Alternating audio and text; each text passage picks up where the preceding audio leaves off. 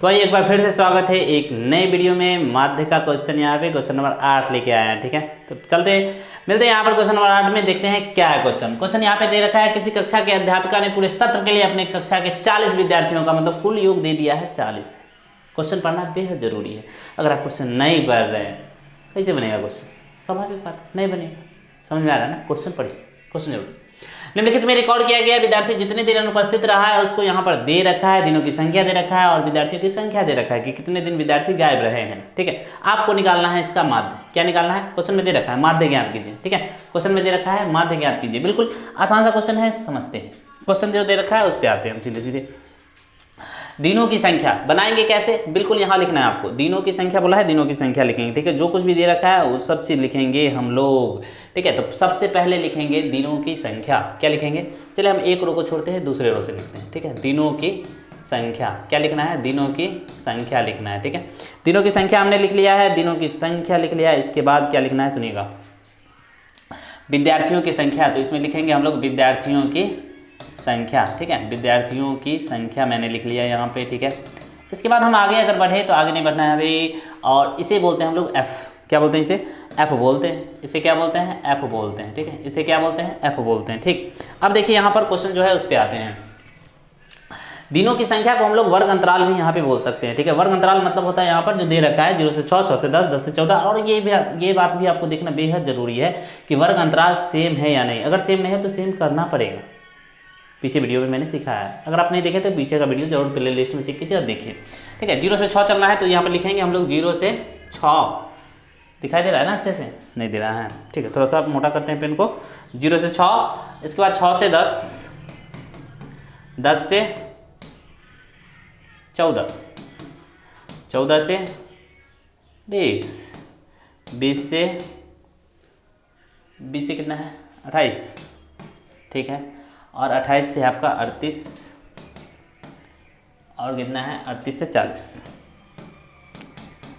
आप यहाँ पर देखेंगे वर्ग अंतराल सेम है। ठीक है, भले कहीं बढ़ रहा है कहीं घट रहा है, इससे मतलब नहीं हमें। 0 से 6 है ये। ठीक, ये तो आप दिखाई दे दिया होगा आपको। ठीक है, वर्ग अंतराल यहाँ पे घट बढ़ रहा है। ठीक है, अंतर सेम नहीं है, फिर भी माध्य निकलेगा। ठीक है, माध्य में कोई इशू नहीं है। माध्य निकालने में देखिए यहाँ पर विद्यार्थियों की संख्या दे रखा है 11, 10। ठीक, जो दे रखा है हम उसको लिख लेते हैं 7, 4, 4, 3, 1। ठीक है, ये है आपका क्वेश्चन। आपको पता है कि माध्य निकालने के लिए हमें चाहिए सिग्मा एफ एक्स और सिग्मा एफ। माध्य निकालने के लिए क्या चाहिए?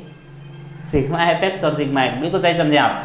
माध्य निकालने के लिए हमें चाहिए अगर सिग्मा एफ एक्स और सिग्मा एफ, तो हमें जरूरी पड़ेगा सिग्मा एफ एक्स और सिग्मा एफ की। तो माध्य बराबर सबसे पहले लिख लीजिए आप। माध्य बराबर होता है आपका सिग्मा एफ एक्स बटे सिग्मा एफ। ठीक है, सबसे पहली बात हमें निकालना है एफ, तो निकला हुआ है, निकालना हमें है एक्स। एक्स को क्या बोलते हैं? वर्ग चिन्ह बोलते हैं बाबू। ठीक है, वर्ग चिन्ह। अगर आपसे पूछे वर्ग चिन्ह बराबर क्या होता है तो आप बताइएगा न्यूनतम मान प्लस उच्चतम मान बटे 2, अर्थात a प्लस बी बटे 2 को हम लोग बोलते हैं वर्ग चिन्ह। क्या बोलते हैं इसे?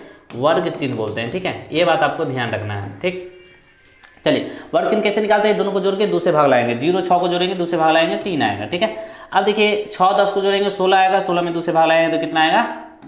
अरे बिल्कुल सही बोल रहे हैं, 8 आएगा। फिर जोड़ेंगे, फिर 2 से भाग लाएंगे। कहने का ये मतलब है कि जोड़ जोड़ के 2 से भाग लगाना है। 24 में 2 से भाग लाएंगे 12 आएगा, 12 आएगा। यह आ जाएगा आपका 34 में 2 से भाग लाएंगे 17 आएगा। यह आएगा आपका 48 में 2 से भाग लाएंगे 24 आएगा। ये आपका जोड़ेंगे 8 8 16, 3 2 5 1 6, 64 में 2 से भाग लाएंगे 66, 8 8 16 66, 33 आ जाएगा।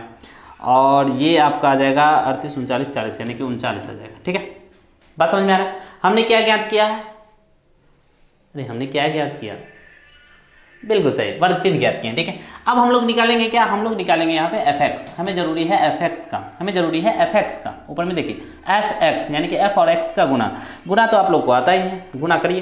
ठीक है, फटाफट। 11 तिया 33, 8 दाहें के 80, 12 सते 84, 17 चौका 68।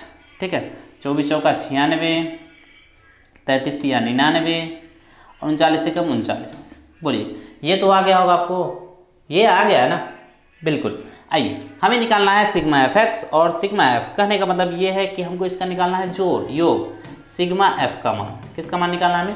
सिग्मा एफ का मान कैसे आता है, सिग्मा एफ जोड़ने से आता है। इसको जोड़ेंगे यानी कि दे रखा है उसमें जोड़ के कितना है 40 है, तो ये 40 ही होगा। ठीक है, 40 ये आ गया है। ठीक है, हमें क्या निकालना है इधर, सिग्मा एफ एक्स। सिग्मा मतलब होता है जोड़, सिग्मा मतलब क्या होता है जोड़, तो इसको जोड़ेंगे हम लोग। जोड़िए 3 4 7 8 15 6 21 9 21 9 30 30 9 39 के 9 हासिल 3 3 3 6 6 8 14 14 8 22 22 6 28 28 9 37 37 9 46 46 3 46 3 49 कितना आ गया 499 499। इधर आपका आया हुआ है सिग्मा एफ और इधर लाए हम लोग sigma F x.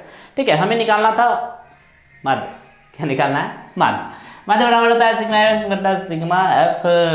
Sigma F x का मान दे रखा है ऊपर में, देखिए सिग्मा एफ एक्स का मान कितना दे रखा है, कितना दे रखा है, ये दे रखा है 499। कितना दे रखा है 499 और बट्टे में क्या लिखेंगे हम लोग 499 और बट्टे में लिखेंगे हम लोग सिग्मा एफ का मान। सिग्मा एफ का मान कितना दे रखा है 40।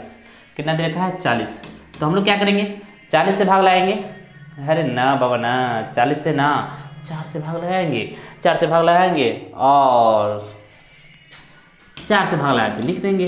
लगाइए 4 एक कम 4 4 दूनी 8 4 चौका 16 3 आएगा दशमलव लिखो 0 आएगा 4 सत्ते 28 2 0 4 पंचे 20। यानी कि इसकी कहने के अनुसार हमारा आंसर आ रहा है इतना, लेकिन नीचे में 1 0 बच गया था ना, तो एगो संख्या पहले दशमलव होगा, यानी कि दशमलव यहाँ से हट के दशमलव यहाँ आ जाएगा। ठीक है, 4 7 5 यानी कि दशमलव यहाँ नहीं रहेगा। बोलिए बात समझ में आया, तो ये आपका आंसर आ जाएगा। ठीक है, नीचे में 1 0 था तो एक संख्या पहले दशमलव होगा यहाँ पे। क्लियर है, समझ में आया, बिल्कुल समझ में आया होगा। ठीक है, तो ठीक है, ये क्वेश्चन आपको कैसा लगा आप हमें कमेंट करके जरूर बताएंगे। मैं यहाँ से हट जाता हूँ, आप स्क्रीनशॉट ले सकते हैं और अगर कोई क्वेश्चन में प्रॉब्लम होता है तो क्वेश्चन नंबर लिखिए और सर्च कीजिए जाके ओमेगा स्टडी, और वहाँ पे आप क्वेश्चन देख सकते हैं। जो क्वेश्चन आपका प्रॉब्लम वही क्वेश्चन आप दे सकते हैं। ठीक है, तो नोट कीजिएगा एक बार फिर से।